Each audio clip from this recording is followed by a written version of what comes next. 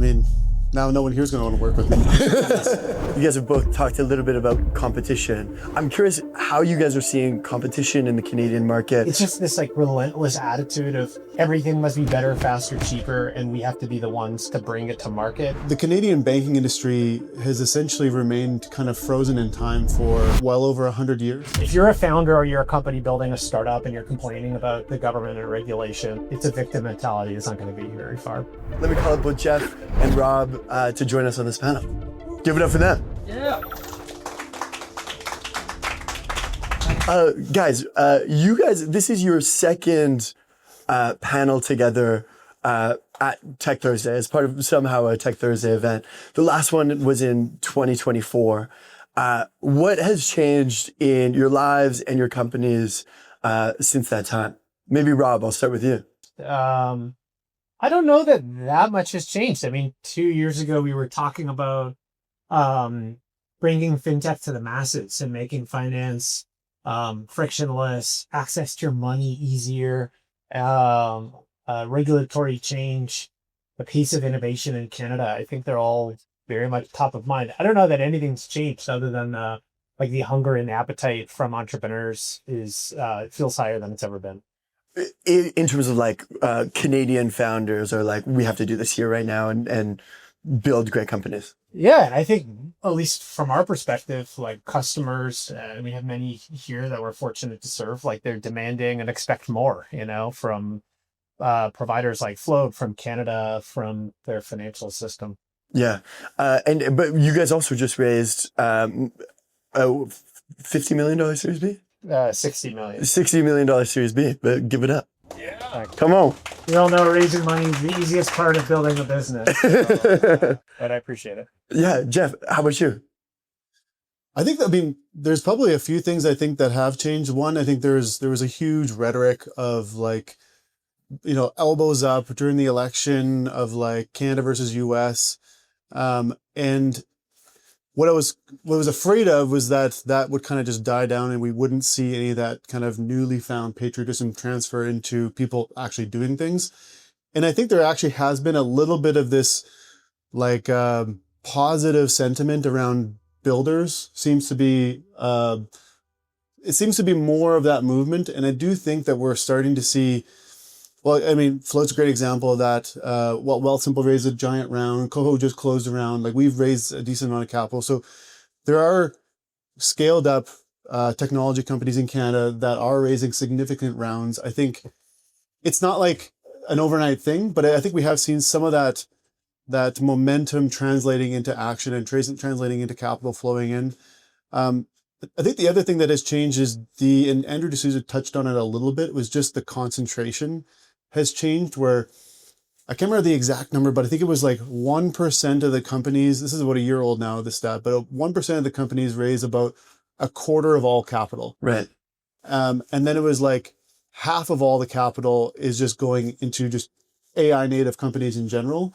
And so essentially, if you're not like a category winner and you're not an AI company, you're fighting with like 99% of the other companies over that capital. So I think it's actually just gotten incredibly more competitive because so much capital is being absorbed by so few companies nowadays.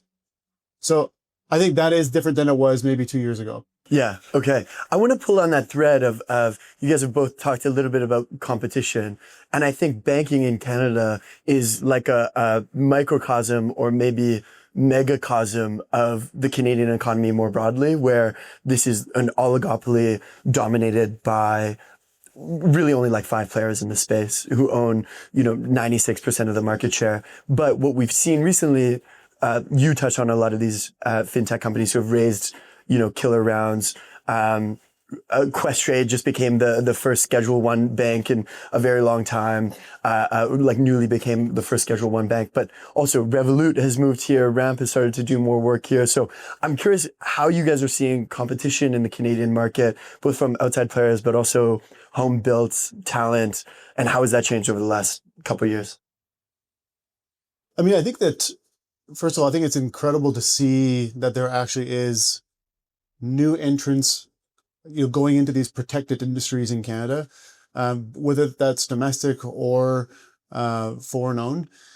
like the Canadian banking industry has essentially remained kind of frozen in time for, I mean, well over 100 years. There has really been relatively low amount of change. In fact, even when you look at the cost of banking, it's remained almost unchanged for 150 years. Somehow it costs the same to do your banking today as it did 150 years ago, despite all the advent of technology. And I think that's a result of a lack of competition. And the competition is what's going to benefit us all. It's going to force, not just us to be better, but it's going to force the incumbents to be better. And I think that actually is ultimately going to create even more value than what one standalone company can do. So, for example, if someone at, I don't want to pick on Royal Bank or TD, but like one of the big guys, if they're talking about a feature that Float is launching, at the executive level, and if they're yelling at their, VPs, the army of VPs that they have there, why the hell don't we have this killer feature? That's actually a good thing for all the SMBs in Canada if Float is forcing them to actually start thinking about their customers. And I hope we do the same thing at Neo too. I hope that there's executives at these banks that are looking at some of the features and functionality. I think overdraft is actually one of the things that we did at Neo, where we never actually charged NSF fees.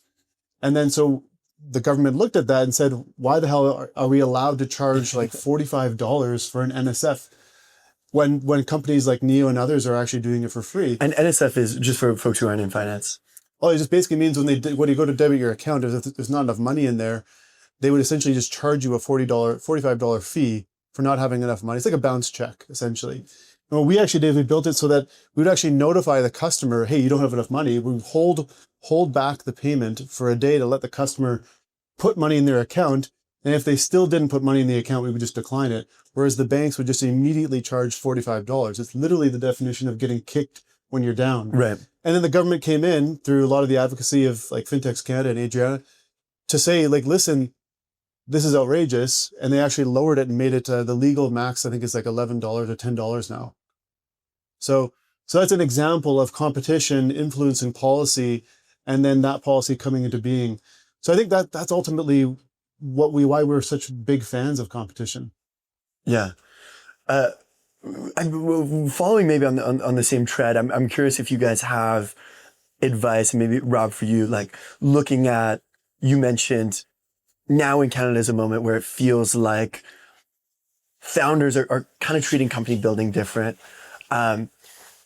You used to be a city launcher for Uber, which is where like you would go into like Belarus or something, right?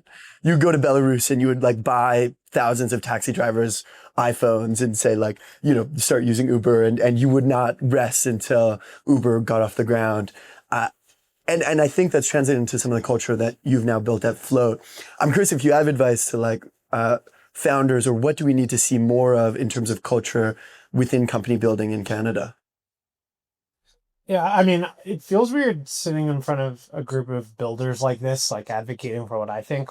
I'll provide my perspective, but I think everyone in this sort of audience probably had a similar experience, which to me, it's just based on urgency. It's sort of what like Jeff's talking about. There's a market opportunity here, partly because existing providers aren't working hard enough. They're not like moving with speed and urgency to serve customers better, to say this thing that customers want, we're not building in 6 months, we're building in 6 weeks. Customers need X, they expect to wait 5 business days, we're going to give it to them in 5 minutes. Like it's just this like relentless attitude of everything must be better, faster, cheaper, and we have to be the ones to bring it to market. And I think from my perspective, like I get out of bed every day not going like, oh, we did a Series C, or like there's this big thing we've achieved. It's like we're cockroaches. Like, what are we doing today to make the business better, to better serve customers, and act as though this whole thing could disappear at any moment if we don't keep up and stay ahead. And I think that attitude is like ultimately what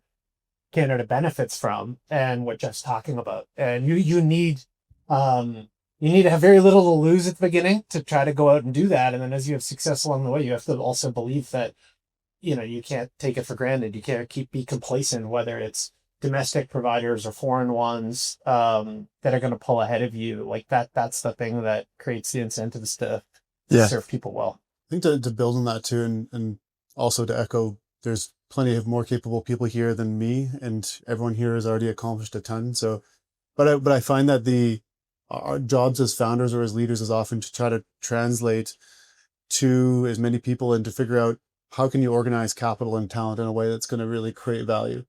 And I feel like in Canada, we are a country with quite a bit of concentration in core industries like telecom and banking. And a lot of people kind of think that, hey, like that, there's nothing really wrong with that. And I think that the mentality that gets created in these companies, even when you look at, for example, like the top 10 companies in Canada, the average age of the top 10 is 145 years old. Which, like, okay, well, what does that mean? Basically, what it means, though, is that if you're operating inside of that culture, you really are kind of building on top of like generations of work, which I think totally just changes the way that you operate, like how you make decisions, what things get approved, what ideas get completely mothballed.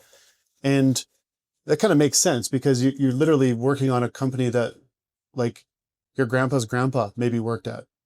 And so you really are kind of more of a steward of the business as opposed to an actual builder. Right. And so just naturally the downside is a lot bigger and they're not going to take these big risks. And I think that's kind of like that in Canada in a lot of ways, though, when all of a sudden you just have large companies, kind of large old companies, like you can be a large, great company, like Shopify is a great company, that they're very large. They operate a lot different than Royal Bank does or CP Rail. And so I think the more we can get people who we talk to, whether that be people we're recruiting or when we're out in the public, about just like building companies is its own form of nation building. Right. I think the better. The more that we can get people to understand that you're actually performing like a national service in going out and starting a company. And what I really liked about Andrew's talk this morning was this is a guy that built an amazing company. And then he's going on and building another amazing company. And failure is never final. And I think a lot of people are they're like, listen, I'm going to go and work for the big company because that's the safe bet. But I feel like we just need more people saying, no. The way that we can actually make our community and our country a lot better is by taking on some of these big incumbents and then pushing them. Yeah. I did want to keep this panel super brief and then open it up to you guys and we can just have kind of a broad room conversation. But Jeff, can I tell a story from Skip the Dishes days that I feel like not very many people have heard? That depends on the story. Okay, great. So I'll tell it, and we'll cut it if we're not allowed to. But Jeff and I have now worked twice together. Once at Skip the Dishes and once at Neo Financial. But in those early days of Skip, Jeff was leading the sales team, and it was the whole company, it was very almost militant, right? In terms of like we are trying to make a difference here and change food delivery in Canada. But you used to have rules where depending on how many minutes late you were, those were the amount of times you would have to run the stairs. It's the story. So if you're on the sales team and you showed up like 5 minutes late, you had to run up and down the stairs 5 times and never do it again. And there was also like, what was that period that you guys had where, in the East Coast restaurants, you would want to call restaurants right before the lunch hour. So you would call them from 10 to 12, starting from the East Coast all the way to the West Coast. So from like 9 a.m. Central Time in Winnipeg to like 2 p.m. Central Time. That was, what was that called? The blockout period. We're like Prime time. If you were like not in sales and you opened your mouth on prime time, it was a fucking nightmare. Like you did not want to be caught doing that. We allowed bathroom breaks. Right, yeah, exactly. We softened up after a while. Yeah, exactly. I have like this horrible habit of like using my phone while going to the washroom, and I developed it at Skip because that's the only time I can check my phone. But I'm curious about like maybe talk a little bit more about like how you see culture internally within a company and how important that is within company building. And you have a very unique take, I think, in terms of like how you've approached team building. Wow. I mean, now no one here is going to want to work with me. By the way, I did eventually stop doing the stairs things because one of the guys that showed up, he had a broken leg before the stairs. He didn't break it during the stairs. And I was like, listen, okay, you are late. You definitely need to do stairs. We'll like bank them and you can do them once your cast is off. And he was like, no, I'm going to do it. So he literally did the stairs in his crutches. And I'm like, I'm going to become a meme here. Like, this is going to make the news. But yeah, I think like those things, like little things like that, I think are kind of important in building culture, because it just, I don't know. Like, I think everyone wants to know that the stakes are really, really high on anything that they're doing. And I think, I'm going to get airborne here. Yeah, I think Kevin's holding us down, so yeah. That leg is carrying a lot of weight. But yeah, but I think like you want people to feel like the stakes are super, super high in what they're doing. And obviously there's a balance in terms of not putting too much pressure on people or feeling that the weight of the world is on their shoulders. But, you know, I've always tried to bring together folks that really want to have a big impact. They want to have a lot of responsibility. They want to work on big, you know, meaty problems. And then like there's rituals you can do around like, listen, like if you're late, like I know Andreessen has the thing of if you're late, you have to pay like $1,000 or something for every minute you're late. Oh, damn. To like their partners, and folks that work there. And like, I think when you kind of, most company cultures are kind of a bit of a distillation of the values of the founders and the founding team of early employees. And so I think like it can be weird, it can be quirky, but I think as long as like you're super authentic and honest about it, and you're not trying to be anything other than what you are and who you are, and it's aligned with what you're trying to achieve as a company. I mean, those are fun places to work at. I mean, somehow you came and worked with us again for some right. reason. So, and it also, you know, it pushes the wrong people out, the people who, you know, aren't aligned with the culture, and that's not a mark against them. It's just more around they want something different, and then it also pulls the people who it is a right fit for a lot closer. And so I think it makes, you know, everything gel a lot better. And it's never perfect. We're definitely not a company that has it figured out by any means. It's constantly evolving as the company changes, but it makes building a company and working at a company really, really fun. Yeah. It's like type 2 fun, right? Like you leave and you're like, but that was the best time of my life. You know, it was like, oh my God, I can't wait until this is over. But then you're also like, it was the best time ever. Yeah, exactly. Rob, maybe quickly, any stories like that from Float, maybe more so in its early days? I mean, you don't have to out yourself, but Uber was a very hard-working culture, right? Yeah. What have you tried to impart from that? Yeah, I mean, early on, one of the things that I set up is this idea of like kills or dies. So like most teams, small teams set like a goal for the quarter or for the year or for the month. Uber was far different. On the launch team, every Monday we'd meet, and it was what am I getting done this week? What am I going to achieve by the end of this week? And if you've ever done it, you know, it's interesting because I'd say like, well, I'm going to work on X. Or like, I'm going to try to grow our sales pipeline. And my manager would say like, no, that's not a kill or die. Like, this is something definitively you will complete this week. And so it'd be like, I will sign 10 drivers. I will not, I won't Google a new vendor. I will find a vendor and submit a purchase order and cross this off the list. And so early on at Uber, Ruslan, my co-founder, and I, he's over here, if you haven't met him already, is the real brains behind Float. But we would meet with a team and we would literally do like Ruslan, me, Griffin, our other co-founder, you know, 2 folks from the sales team, 2 folks from the dev team. And like, I would write my list. And then at the end of the week, we would do accountability. And it'd be like, what did you get done? And in front of everyone, we would do it. And I'd be like, you know what? I got lost in a rabbit hole. I dropped this. I'm doing it this weekend. And I think that like attitude of, you know, we have a saying of Flow, like not tomorrow, today, not next week, this week. It's just continuously showing people how much more they can achieve in a week if they set their mind to it. That to me is one of the big ones that jumps out. We still look for that in people, like who are going to push the collective speed, velocity, decision-making of the organization. And that actually becomes harder to sustain as you get bigger, but much more important. Yeah, amazing. Okay, I want to open it up to you guys. Any questions or comments? Mike, what's it been like working for Jeff? It's been good. Yeah, Mike, share what you were telling me in that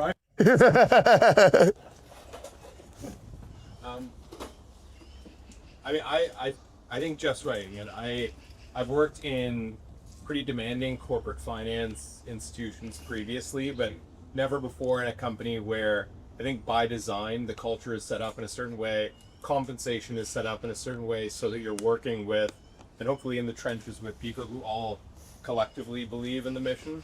I thought you were going to tell the war room story, the 8 a.m. war rooms, 5 p.m. war rooms every day, but there's all kinds of good ones. Catch me over a beer later. What about you, Niall? You just hired your first person. How are you driving them? Oh, that's a good one. I mean, I don't know if I have any like secret sauce. It's more just been like learning and from past experiences working for, companies like Clearbuilt, and then also hearing from other people, some of the fast growing companies that we have here in the city. So I don't know if I have any like real good stories from it, other than the kind of just learning as we go. Okay. Hey Jeff. Make him run stairs. Or either or actually, but like it's interesting. You talk about the 100-year-old institutions and banks are obviously a big player in that regard. Now you're both scaling as a bank. You want, like you heard Wessinger talk about the, someone bringing in their playbook and coming from having that same experience. How are you balancing that now? That you need those experts that have been there, done that in a banking capacity, while also at the same time recognizing that a lot of those individuals that have been ingrained in that bank culture might not be the individuals for your company. Like how are you making that balance? I guess as a purely working question. Yeah, so basically it's how do you benefit from a lot of the knowledge of the people who have kind of been there, done that, but in a different environment. Knowing that there's a cultural clash potentially, that's exactly what you pointed out, right? Well, like in banking is interesting too, because there's actually a ton of tacit knowledge in banking in terms of, especially like, for example, in capital markets, of like how to structure deals and how to build, debt syndicates. And so there actually is like a lot of leverage from just knowledge. But then being able to operate at the speed is often like the challenge that a lot of people will have if they come from a big institution, because they think more in like quarters and years. And in a tech company, you're obviously thinking much faster than that. And so typically the people who have done quite well transitioning from the big company to a smaller one have been the ones who were like complete misfits in the big companies and have been like almost pushed out, but they actually have some of that institutional knowledge, because companies like tech companies are often collections of misfits, of people who are like super, itchy almost in a big company. And like a lot of times in the big companies, those people just, they get pushed out because you're trying to change things and fix things. And they're just like, again, they're like, we've been doing this way for 100 years. Like, who the hell are you to come in and tell us how to change something? Those are the folks that we like. And frankly, sometimes the knowledge is so valuable because they could just be like, oh, you want to get this done? You talk to this person at TD, and they're the person who's going to be able to help you get everything that you need done. I would add to that. I think maybe what you're describing is a tension between hiring for like company culture fit generally and hard to acquire or develop external knowledge. I think the latter is really overrated, even in banking personally. It might be unpopular to say, but like I bet on a really bright person to learn almost anything that has the qualities of tenacity, self-starter, intellectual agility. We're not building rockets, like I think for me, I found that works more than hire someone who's an industry expert, but isn't comfortable with the risk tolerance of being at a faster moving company. I'm 0 for 100 on that one. So, do you think that, so like Neo is 600 people now and Float is about 160, 70. Yeah. Do you think that, like, Jeff, you kind of took the opposite of Rob's view there. Do you think that view has changed as an organization have gotten larger? Or do you just have that fundamental different view altogether? I mean, there's some things that, like if you take a wicked smart person and you're like, hey, can you figure out compliance? And I think there are some areas where, you're like, hey, I bet that this person can figure out in the timeline that I need. And then there's other things where you're like, okay, hey, I'm willing to take a bit of a risk on the culture side because they have certain knowledge that you need and they can apply it right away. So I don't know. I don't know if I have a blanket like, hey, just never hire a big company person. So yeah, it does make it challenging, especially when you're looking for people where you're like, okay, hey, like, do I find the person who can just learn it really, really quickly?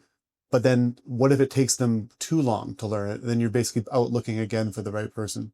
Would you ever hire an MBA? No. Yeah, let's go over here. Hey guys, so I think that within the fintech community in Canada, we often hear the narrative that if the regulators just allowed more banking licenses to fintechs, we would all be wildly successful. And I think the jury's really out on this. There are 36 banking licenses in Canada, but 95% of the assets sit with 5, right? And there are lots of fintechs in the US that got bank licenses. How are you feeling about this panacea narrative that getting a bank license is the difference between success and failure? I can take it. You want to go? Go for it.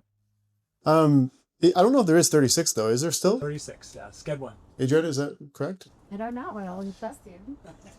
I thought it was below 30 before PC and CWB. But it's still like not a lot. It's not like a 10,000 like in the US.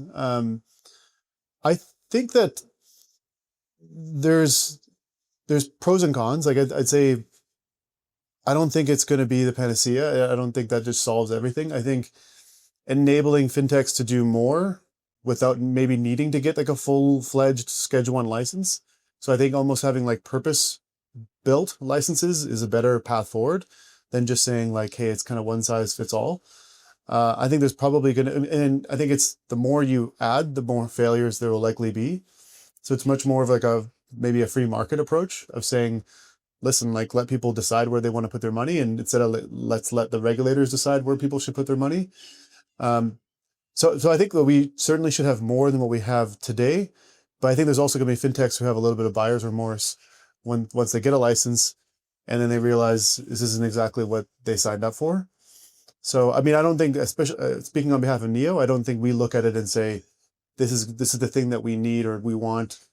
We're kind of looking at it almost as the regulations evolve, and hopefully Adriana and Fintechs Canada can play a really important role in shaping the policy so that we can get to a point where we can have a more dynamic industry as opposed to more of a homogenous one where it's all kind of just Schedule 1 or bust.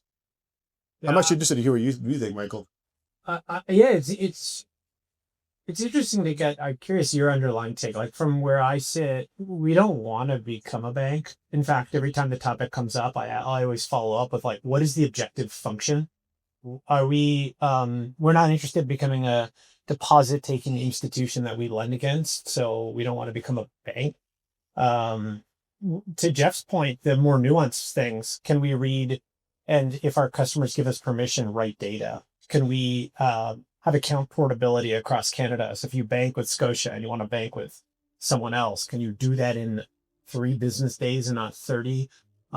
Is there a law that says when I want to do some basic things, service providers are required to do that electronically and not tell me to come into some fucking branch Tuesday at 3 p.m. Like who wants to do that, right? Excuse my French. It's ridiculous. So I think we need those things. Money movement rails are a great example. When our customers transfer money, we want them to be able to get that from point A to point B really, really quickly, depending on where it's going. We don't need to become a bank to do that, but we should have some access and the ability to say, okay, let's send this via X or Y. The customer permits it. Those are the things that I think are far more important. And I do think there is a trend of like complaining and whining too much right now in Canada, for which I think I and founders were all a part of, which I think is honestly, some of it is bullshit. Like there's a lot of stuff that people are complaining about. I know I'm ranting here where it's like, honestly, like I think you can get pretty far without the government doing those things. We're not Like where we what? are because of the government. Are there policy things that you see people complain about that you're like, this is not relevant, guys? The last, like what, Ruslan, like 2,000 days of building float has been that. It's like, well, then let's do this differently. And this sucks, so let's build a flow that does X, and then we have to do this, and we have to do this, and let's work backwards from the customers. They don't have to see any of that. Tough luck. It's not perfect. But like, The government's not going to do that for us. You know, KYC, KYB, AML, we all agree are important, right? Are they perfect? No. Have we spent like 100,000 hours optimizing how we do them at Float so we do them quietly and quickly and effectively and don't bother people here with them? Yes. That's kind of a competitive advantage. Like, so do we expect everything? No. I think we expect Canada to move faster. I think companies that are, if you're a founder or you're a company building a startup and you're complaining about the government and regulation, like you're just, it's a victim mentality. It's not going to get you very far. Personally, that's my idea. I'm curious about, thank you. I'm curious kind of to pull on that thread. Like, we've been, when we were at Neo, we spent a lot of time, you know, advocating, for consumer-driven banking, which now has gotten royal assent and will start to be, implemented. What will change? Will anything change with consumer-driven banking? Well, I mean, first it has to actually be implemented. And so, I mean, it's been like 10 years of consultation. You know, it's finally, the regs just recently got released. And so for those of you who don't follow the industry, open banking basically just, or consumer-driven banking, gives people the permission to essentially own their data. And if you want to switch banks, you don't have your data trapped within the bank. You can essentially just move over and you can move your data with you. So all your bills and payments and things like that will come with you. So basically what it does is it allows you to kind of like, it removes a lot of the barriers to switching, which should increase competition, lower prices. So I think, like, of course, like, we like seeing progress on it. It's been like forever. Like, I remember when we actually started Neo, when we had like even first talking about this idea of building like a consumer FI, I was like, oh, open banking is happening too. So like, we'll start up in like 2020 and then like 2021, it'll be ready to go. And it's just like, it's crazy just how long it's taken to get this, like, to where we are. I mean, it's actually shameful. I think, like, as a Canadian, I'm just embarrassed at how long it's taken. And it's not like this is a partisan issue of like, there's some Canadians are just like, no, we should never own our data. It's like, imagine if it was still like in the telecom days where you couldn't bring your phone number with you and you had to like text all your friends every time you switched phones. Like, that's just, we're still in that era of banking, even though like the rest of the world has moved on. So like, why the hell does it take so long to get something that is obviously the right thing to do? Why does it take so long to get it done? Right. Now, it could be that there's an extremely strong bank lobby that is preventing it from happening. I'm not saying that's happening, but if it were to be happening, it would look exactly like what we're seeing right now. Yeah. Did you want to weigh in? I was just going to say, like, Jeff, you made the comment of like 2020, like, as someone that was in fintech in 2014, Payments Canada, the conference in 2014 was, the entire conference was talking about open banking and how that was going to be there within, 18 months. Yeah, that's right. I don't know if it's Payments Canada as well. It's the cowboy hat or Tate talking about how long he's been building, but like, Tate's only like 30 years old. Like, he's not like a 60-year-old, like, I remember back when I was banking. In my day. Yeah.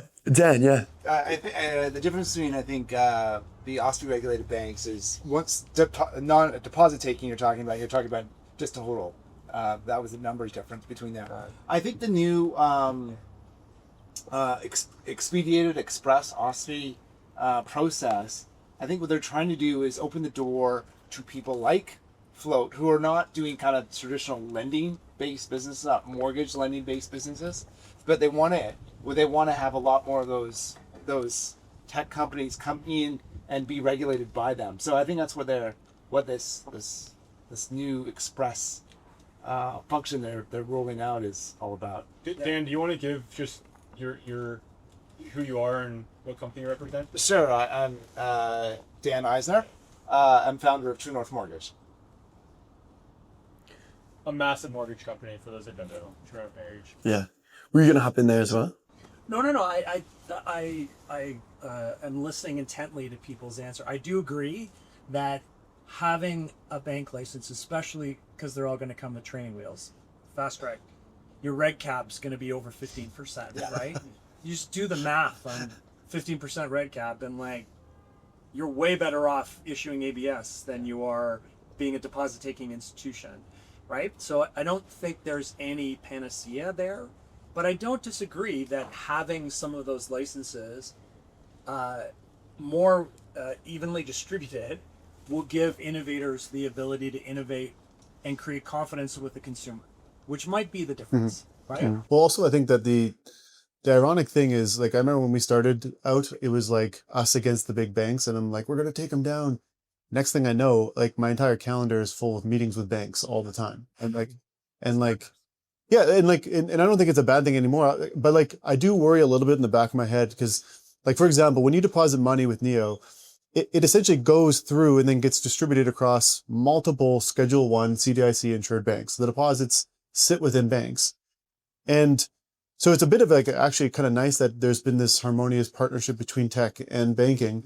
But I do worry a little bit of like, what if the banks wake up one day and just, I don't know, all collude to say we're no longer going to support the Wealthsimples, the Neos, the Cohos, the Floats, because maybe you're actually getting to the scale where you're starting to hurt their business. Then you actually can't hold deposits anymore. And now, 40% of your business is now gone. So you need that license in case the banks decide to essentially gang up on you. And if you don't have it, then what do you do? So the fallback, the kind of downside protection of having it. But then if it's a 15% reg cap, then you're like, okay, it's going to bankrupt me if I become a bank. I wanted to pull on a thread because, Rob, you said something really interesting. You said, we're not just going to like sit around and complain about things. We're going to just fundamentally build something. And not to say that Build Canada is just complaining about things, but it is sort of, opining on policy and what needs to change in Canada in order for us to have more entrepreneurs in Canada. And so, Jeff, I'm curious from your perspective, being really involved in Build Canada and wearing the shirt, like, what is that line of encouraging founders from a grassroots level to just build and we can do it, and versus like how much time should we be spending on policy and maybe like I suppose just respond to Rob and where you see maybe the difference. I just noticed your cowboy boots, by the way, and how immaculate they look. Have you guys seen these? I just bought these. They are so nice. Thank you. Phil's also a Winnipegger, by the way. So I know Phil, like when he started working at Skip, he was like 16 years old. I think it was like a child labor thing. And so just to see you sitting here today in your pretty cowboy boots. Yeah. A long way from Winnipeg. Yeah, listen, like Build Canada is a nonpartisan civic movement, which is basically just like a fancy way of saying like we're not affiliated with one side of the aisle or the other. We just really want people to start understanding and believing that growth is good and that we need to be able to build the Canada that we want to have. We can't just assume that it's going to happen on its own. And we used to actually build things in Canada. We used to get things done really, really quickly. So we actually know how to do it. The question is, why did we stop doing it? And so the policy side of Build Canada is really just about how do we actually just get the conversation going around things that can help us grow as a country. Like a country where it's growing at 4% is radically different than a country that's growing at like 0.5%. It's really like the definition of fighting over a fixed pie or growing the whole pie.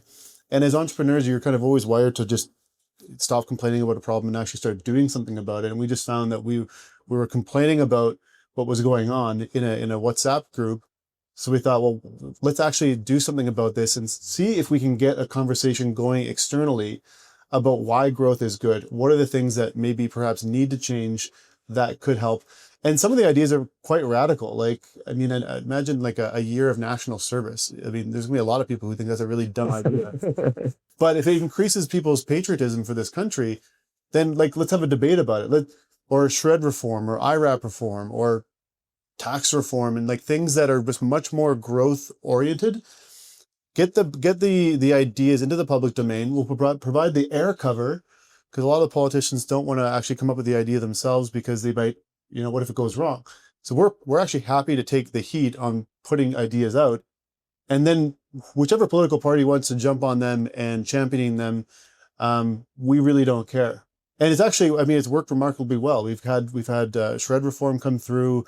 We have a huge amount of engagement from folks across the political spectrum. We actually get accused of having too much influence Oh wow. So, which again is kind of funny because like we actually like don't have any association with any political party. But both sides think that we're members of the other side. So, which is good because we have no horse in this race other than the Canadian one. Thank you guys so much. Thanks, Give it guys. up for these guys.